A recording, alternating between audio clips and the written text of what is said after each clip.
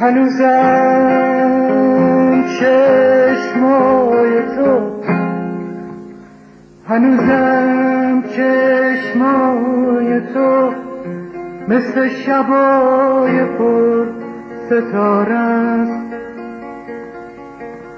هنوزم دیدن تو برام مثل عمر دوباره است.